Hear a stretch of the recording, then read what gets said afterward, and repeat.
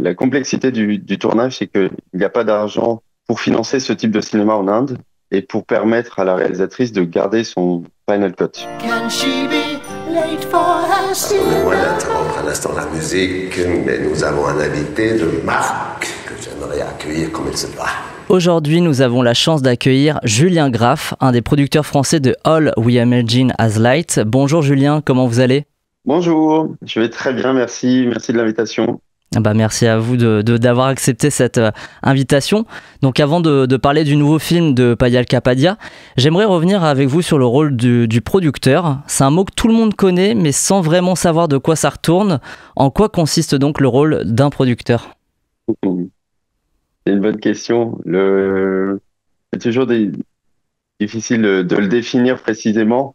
Ça se fait au fur et à mesure de la collaboration. Si vous voulez, le producteur, il existe au contact des auteurs avec qui il travaille. Donc, c'est un couple qui se forme au fur et à mesure. Et le rôle du producteur, c'est à la fois d'accompagner ce qu'on appelle le développement, donc l'écriture du scénario,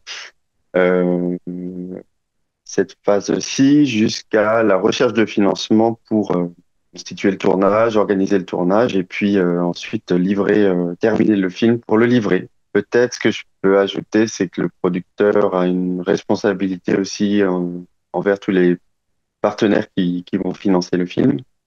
Et il a la garantie de bonne fin, c'est-à-dire celui qui est responsable de terminer le film.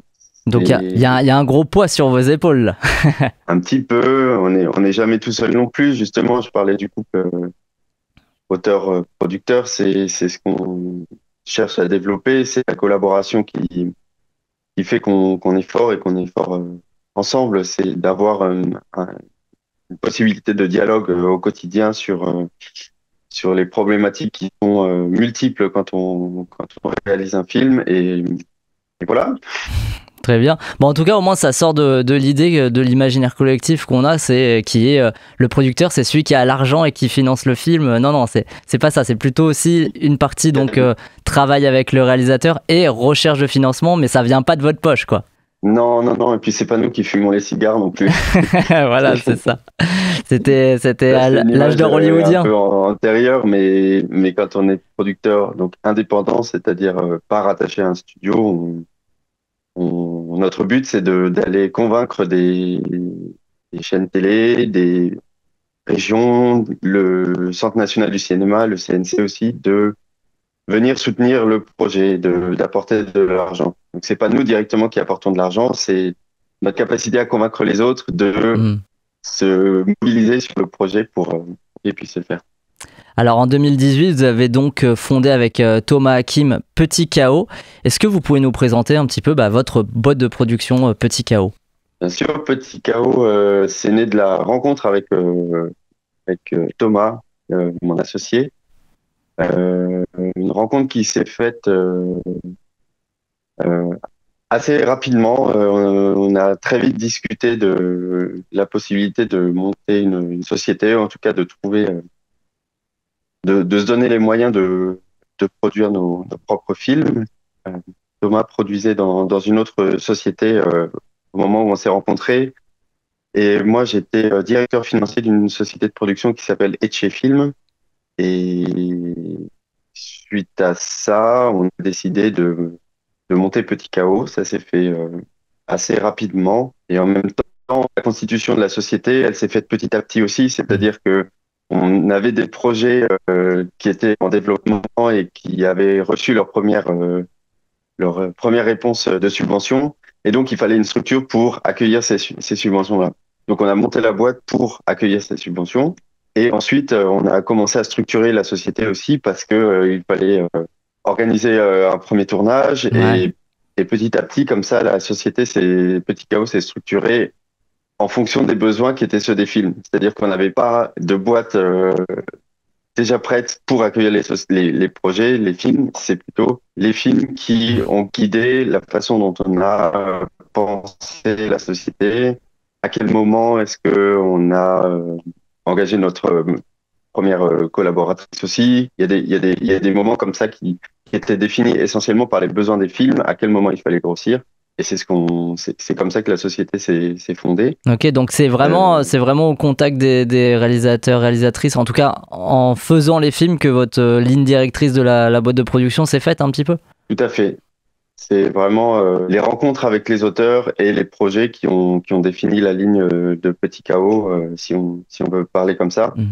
On n'a pas de genre on n'est pas plus intéressé par la fiction, du documentaire, du court-métrage ou du long-métrage. C'est vraiment les rencontres avec les auteurs qui ont fait qu'on y est allé, quoi. Ouais. Et ça doit être plutôt rare comme fonctionnement. C'est ce qui nous plaît aussi de revenir à zéro à chaque fois en se disant, bon, voici le projet, comment est-ce qu'on peut l'accompagner, quels sont les besoins du projet, quels sont les besoins des auteurs aussi par rapport à ces projets, et comment est-ce que nous, on arrive un peu comme à une boîte à outils, si on veut, quels sont les moyens dont on dispose pour accompagner au mieux les projets. Donc, c'est pour ça qu'on a fait des documentaires. On a commencé par faire des documentaires. Puis, on a aussi produit des courts-métrages de fiction. On continue de faire les deux. C'est les deux qui nous intéressent, qui nous plaisent. C'est des exercices différents, mais on s'y retrouve. C'est le plus important alors. Et alors du coup vous étiez déjà derrière la production du premier long métrage de Payal Capadia, Toute une nuit sans savoir. Comment elle s'est faite la rencontre avec Payal Capadia? Alors c'est mon associé qui a vu son court métrage à la Berlinale en 2018. Ça a coïncidé exactement au moment aussi où on parlait de créer la société. Et comme il le dit, c'était un coup de foudre cinématographique, c'est-à-dire qu'il a été ébloui, subjugué par le cinéma de Payal, et c'est suite à ça qu'il l'a rencontré. Ils ont commencé à discuter de cinéma ensemble. Payal vivait en Inde, donc c'est des échanges qui se sont faits aussi à distance, à parler de cinéma, voilà, et petit à petit est venue l'idée de la collaboration, mais la collaboration a commencé sur le All We Imagine As Light. Et Payal était à la résidence de la Ciné-Fondation en 2019, et c'est à ce moment-là qu'elle a commencé à évoquer son projet d'autres films documentaires, Toute une nuit sans savoir, qui était un film d'archives sur une matière documentaire que Payal avait tournée quand elle était étudiante dans son école à la Film and Television Institute. Et c'est comme ça qu'est né le projet l'initiative de ce premier documentaire, Toute une nuit sans savoir. Et vous êtes parti d'abord sur Toute une nuit sans savoir parce que c'était du coup plus simple à monter et à produire, puisque là vous m'avez dit que voilà, All We Imagine As Light, c'était d'abord son premier projet. Oui, c'est le projet qu'elle avait commencé à écrire. C'est un projet donc de fiction, finalement, qui a pris du temps, mais parce que l'écriture nécessitait aussi de ce temps-là. Et nous, par rapport au financement, ça a pris du temps aussi, ce qui fait que le moment où l'idée de Toute une nuit sans savoir est arrivée, ça coïncidait aussi un peu avec le moment du Covid, où Payal est rentrée en Inde. Elle a pu monter les séquences du film, et finalement, c'est à un moment, le documentaire a pris le pas sur le projet de fiction. C'est plutôt comme ça que ça s'est passé. Ok. Et ça allait assez vite. On a pu obtenir des financements de développement pour ce documentaire. Puis, une fois qu'on a eu des éléments visuels, des montages, un premier montage à montrer, mais c'est des financements de post-production qu'on a obtenus. Donc, l'un dans l'autre, on a réussi à monter un financement qui a permis de terminer le film et très rapidement après de montrer aux commissions aussi de Cannes. Et c'est à ce moment-là, c'est en 2021 que le film a été présenté à la quinzaine des cinéastes. Ouais. Donc, finalement, ce projet s'est intégré dans un processus plus long d'écriture de la fiction. Ouais, et a aussi servi ensuite la fiction pour continuer. Pour relancer le projet. Pour initier le financement. Ouais, bah, j'imagine qu'après du coup ce premier coup d'éclat, donc Toute une nuit sans savoir, ça a pu aider donc pour All We Imagine As Light. Bah, parlons-en donc de ce nouveau film. Payal Capadia a un cinéma quand même qui est souvent très onirique, qui se déroule pas mal de temps dans la nuit, parfois avec beaucoup de monde, et puis elle flirte souvent avec le documentaire. Donc toutes ces contraintes, ça pourrait être le cauchemar d'un producteur en puissance. Est-ce que c'est ces challenges-là qui vous attirent sur ce genre de projet ? Je sais pas si c'est ce challenge-là précisément, mais c'est effectivement. On a eu l'occasion d'aller à Mumbai pour une première fois en 2023 pour des repérages, pour rencontrer les équipes sur place. Et c'est vrai qu'à ce moment-là, on se rend compte aussi de l'ampleur que peut prendre un tournage à Mumbai. C'est effectivement, c'est devenu très excitant aussi une fois avoir pu prendre connaissance de ça, de se rendre compte à quel point le tournage sera dense. Ce qui nous plaît essentiellement, c'est notre conviction du talent de, de Payal et on la suit dans cette aventure. Les histoires d'amour impossibles qu'elle raconte, qui était le point de départ aussi du film, qui nous a beaucoup touchés, et c'est là-dedans qu'on se retrouve aussi. Et alors, j'ai lu aussi que le film il a été tourné avec deux caméras, notamment une plus petite pour les scènes où vous n'aviez pas forcément d'autorisation de tournage. Du coup, je me suis dit, vous n'aviez pas toujours le droit de tourner. Comment ça se fait? Et est-ce que c'était parce que c'était trop compliqué d'obtenir des autorisations de tournage en Inde? C'est un peu plus subtil que ça, c'est-à-dire que ce qui l'intéresse aussi, c'est cette jonction entre la fiction et le documentaire. Et donc, ça l'intéressait de mêler les deux. De mêler les deux. Et finalement, il y a des séquences dont elle le dit qu'elle n'aurait pas pu tourner en reconstituant avec des figurants, par exemple, tout un décor, parce que le naturel de la scène n'aurait pas été là. Et donc, c'est comme ça que qu'elle a, avec une plus petite caméra, pu tourner certaines séquences, notamment la séquence du marché ou à déambule dans la nuit. Ça s'est tourné avec une plus petite caméra, effectivement, où ils avaient la souplesse, on va dire, de pouvoir être beaucoup plus discret aussi dans ces espaces-là.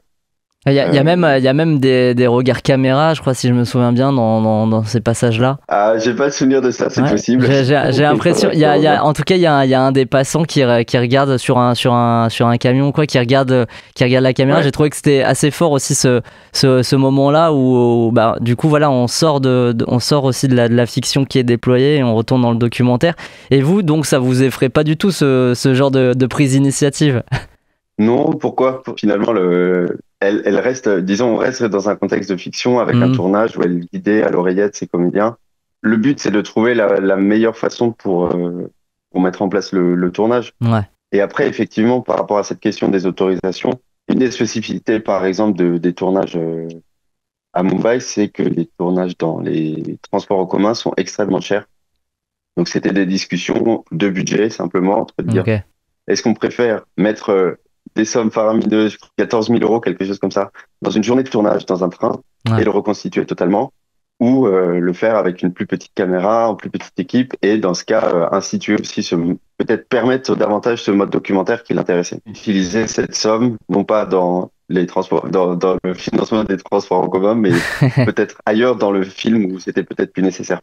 Ça, c'est des discussions qu'on a au quotidien. Peut-être si on veut revenir sur le rôle du producteur, c'est aussi finalement ça, c'est de mettre en balance les éléments à la fois artistiques et financiers et permettre de sous-peser les situations et les nécessités financières qui sont celles d'un film. Quoi qu'il arrive, la contrainte, elle existe tout le temps.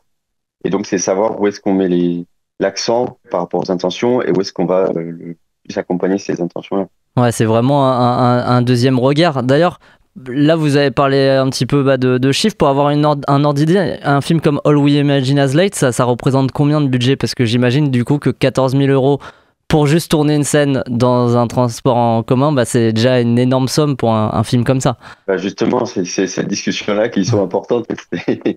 Le budget du film est autour d'1 million. Ok, ouais. Donc effectivement, vaut mieux pas le perdre pour ça, pour une journée. Et on n'en a pas encore parlé aussi, puisque All We Imagine As Light, il est aussi coproduit avec plusieurs boîtes de production d'autres pays, Pays-Bas, Italie, Luxembourg et bien évidemment Inde. Vous, en tant que producteur principal du film, c'est quoi votre rôle dans tout ça? Et comment ça s'est passé aussi de travailler avec des producteurs d'autres pays? C'était super intéressant. C'était aussi une première pour nous. Au final, c'est le premier long métrage de fiction de Petit Chaos, de notre société. C'était à la fois une découverte, mais en même temps, on savait pourquoi on le faisait. C'est-à-dire que la complexité du tournage, c'est qu'il n'y a pas d'argent pour financer ce type de cinéma en Inde.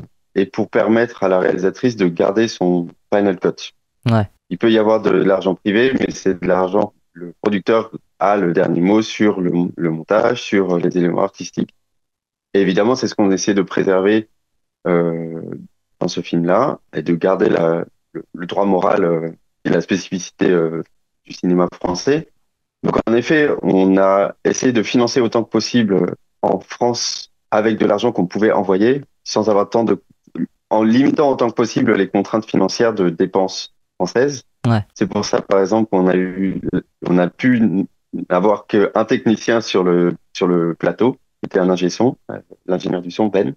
Et ensuite, finalement, seule la post-production s'est faite en France, mais qui était un peu la continuité aussi des collaborations que Payal avait initiées sur son précédent film. Donc, Ok. finalement, c'était assez logique d'organiser, de répartir comme ça les dépenses. Après, pour ce qui est des coproducteurs, c'est vrai que il a fallu élargir un petit peu les sources de financement pour compléter le budget du film avant le tournage. Et c'est pour ça on est allé chercher de l'argent aux Pays-Bas et avec un coproducteur là-bas, ainsi qu'un coproducteur au Luxembourg. Et finalement, obtenir aussi des financements européens, dont Eurimage, qui était le dernier possible. Par rapport à la question du producteur indien, c'est un producteur que Payal connaissait avant et qu'on a rencontré au moment où on s'est rendu en Inde. Disons, c'est quelqu'un qui a été énormément présent à toutes les étapes à commencer à la préparation, mais jusqu'à Ok. maintenant encore, qui était la possibilité de dialogue constant aussi sur la fabrication du film. Donc, oui, c'est une structure complexe, mais qui finalement était assez nécessaire pour mener à bien le film et pour ne serait-ce que trouver les financements nécessaires Et du coup, pour le terme. j'imagine que c'est une expérience que vous voudriez réitérer à l'avenir. Oui, oui, sans doute.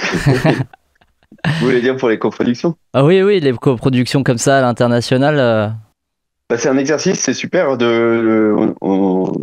c'était, on n'a pas encore terminé exactement, mais oui, c'était vraiment, on dit, c'était quelque chose qu'on explorait aussi nous, qu'on découvrait et il faut en effet que ça rencontre les besoins du film, c'est-à-dire Ouais. qu'on avait besoin de financement qu'on n'arrivait pas à accumuler totalement en France, même si on a eu des financements très prestigieux comme Arte, comme la Fondation Cannes. Finalement, c'était pas suffisant pour soutenir totalement un tournage en Inde, donc on a composé avec. Et Si vous, les nécessités sur d'autres projets viendront ou d'autres projets même. non, vous dites aussi que vous n'avez pas fini, c'est parce qu'en fait, il y a quoi ensuite? Il y a la phase où il faut rendre un petit peu les comptes, quoi, c'est ça? Oui, c'est ça. C'est terminé. Le film va sortir dans plusieurs pays. On a une sortie en Inde qui est prévue pour le 8 novembre. Puis le film va sortir aux États-Unis aussi à la suite de ça, le 13. On a des sorties européennes qui vont venir. Donc c'est tout ce suivi-là qu'il faut. Donc le travail n'est Mais pas c'est pour le fini mieux. une fois que le travail n'est pas fini une fois que le tournage et le montage a été effectué, quoi. Il y a encore du boulot après. Oui, mais c'est pour le mieux. C'est-à-dire que là, on accompagne toute la promotion et puis les différentes sorties nationales du film. Et on est très heureux de voir que le film a de l'intérêt Mm. dans tant de pays et c'est génial. Ouais, C'est génial. c'est très cool. Et Donc puis, parlons un petit peu de cet après, puisque All We Imagine As Light, il était présenté à Cannes. Ça faisait 30 ans qu'il n'y avait pas eu de film indien en compétition et vous avez même remporté donc le Grand Prix du jury. Qu'est-ce qui vous reste de cette aventure cannoise? bah, c'était merveilleux. À la fois, tout est allé très vite parce on a terminé le film vraiment très tard, presque juste avant la projection cannoise. Donc finalement, la préparation et le fait de réaliser qu'on est en sélection officielle, c'est quelque chose qui est venu presque sur le moment. Mm. Ça vous a boosté pour la fin, quoi. Ouais, c'était un peu la cerise la super cerise sur le gâteau, quoi. Il y a eu très vite de très bons retours aussi, que ce soit de la presse ou que ce soit Mm. des distributeurs qui ont montré de l'intérêt pour acheter le film pour leur propre territoire. Donc, comme je disais, aux États-Unis, en Espagne aussi, par exemple. Finalement, tout cet intérêt, ça nous a galvanisé et on s'est vraiment réjoui de ça tout en étant presque encore dans l'état d'esprit qui était Ouais. celui De terminer le Avant film. Cannes, où on devait terminer. D'ailleurs, on l'a terminé après Cannes. Enfin, on a montré une version. On a terminé très récemment pour la sortie. Ok. Il y a eu quoi de modifié par rapport à cette version cannoise? C'est quoi? C'est plutôt il y a des scènes qui ont sauté, il y a des choses comme ça? Non, pas au montage, mais c'est surtout sur Le générique. sur le son, Hmm. sur terminer le montage son et le mixage essentiellement. Tout ce sur quoi on était vraiment très très serré en termes de timing avant Ouais. Cannes, on a pu prendre le temps ensuite de terminer Ok. Ben, vous avez parlé de avant la Cannes. sortie française. Vous avez parlé de Cannes comme une super cerise sur le gâteau. Alors, le fait d'être dans la shortlist pour représenter la France aux Oscars, c'était quoi? C'était la méga cerise sur le gâteau. Vous êtes passé devant une commission du coup pour défendre les chances du film. Comment ça se passe ce moment-là? Parce qu'en fait, on en parle pas souvent. Donc là, je vous ai ici. C'est l'occasion d'en parler. Comment ça s'est passé cette du coup commission? C'est une candidature qu'on fait auprès de la commission des Oscars et ensuite, comme vous l'avez dit, un oral devant les membres de cette commission. Et vous avez dû défendre ce du sont coup eux qui décident. le film, c'est ça, ses chances? Oui, c'est ça. D'accord. Bon, bah je me posais la question comme ça, j'en sais un petit peu plus, puisque c'est vrai que c'est des choses dont on parle pas forcément, et pourtant qui régit bah, du coup celui ou celle qui va représenter la France aux Oscars, en l'occurrence, donc ça a été Emilia Pérez pour cette année. Et vous, Oui, c'est ça. Mais il y avait 4 candidats ouais. et la commission recevait les 4 candidats pour estimer lequel des films allait représenter la France aux Oscars finalement. Bon, déjà de se retrouver présélectionné, ça devait être quand même quelque chose. On était très honorés, Mm. c'était super. Petit Chaos bosse sur quel projet en ce moment? Vous m'avez dit que vous continuez du coup les courts-métrages aussi de fiction, il y a du documentaire aussi dans les tuyaux. Oui, voilà, on va tourner un film documentaire au Vietnam, un long métrage documentaire au Vietnam cet hiver. Une fiction d'un réalisateur thaïlandais en début d'année prochaine. Et puis on continue notre activité de court métrage comme on l'a toujours fait. Donc on a ce vrai plaisir aussi de travailler avec de jeunes auteurs dont c'est souvent le premier projet produit et qui est le début, je l'espère, à chaque fois d'une longue collaboration. C'est souvent comme ça qu'on procède pour les courts-métrages, c'est-à-dire que c'est pour nous une façon d'initier des collaborations Ouais. et ensuite de porter, de grandir ensemble, si on veut dire ça comme ça aussi, sur un premier court-métrage, un deuxième court-métrage, j'ai peut-être amené sur le long. Ouais, Et ouais. on développe nos premiers longs métrages de fiction francophone également, Ok. dont on espère pouvoir tourner les premiers en fin d'année prochaine. Bon bah c'est très cool tout ça, et c'est très cool aussi que vous déliessiez pas les courts-métrages, puisque c'est là où on a les réalisateurs et réalisatrices de demain, et je sais ô combien ça peut être compliqué de vouloir essayer de faire son premier court-métrage, donc c'est bien qu'il y ait encore des boîtes de production comme ça indépendantes qui essayent de mettre le pied à l'étrier, qui vont chercher les petites pépites comme ça. Bah, on essaye, et puis c'est un travail très excitant pour nous aussi. Bah ouais, Ouais. j'imagine. On termine toujours par la même question dans The Cinema Show. Cette question, c'est la suivante. C'est quoi le dernier film que vous avez vu au cinéma ou même à la maison qui vous a marqué et que vous voudriez recommander? Ah, ben, je ne pourrais que recommander Dest de Chantal Akerman que j'ai vu ce week-end. Ah, une Ça, ressortie qui est, du coup. qui est une ressortie, en effet. C'est un film qui sort un peu des films qu'on connaît d'elle, c'est-à-dire elle est moins présente ou aussi présente, moins aussi présente qu'elle ne l'est dans d'autres de ses films, mais je crois que ça se passe en 93, donc elle part en Russie et elle filme les rues de Moscou sur des travelling assez fantastiques où on voit toute cette population et on se rend compte que c'est une population qui reste dans l'attente, mais dans l'attente à la fois, ça peut être un bus, ça peut être qui sont en train d'échanger au marché noir, ou alors c'est aussi cette attente plus symbolique de l'après, du tournant de l'Union soviétique qui est en train de s'effondrer. J'ai vraiment aimé ces films. Ça m'a vraiment beaucoup touché. Bah, vous le vendez bien aussi, donc c'est noté, et on vous invite aussi à découvrir bien évidemment l'excellent All We Imagine As Light que vous avez donc produit, Julien Graf. Merci pour cet entretien. Merci à vous pour l'invitation. Can she be late for her cinema show? Cinema show.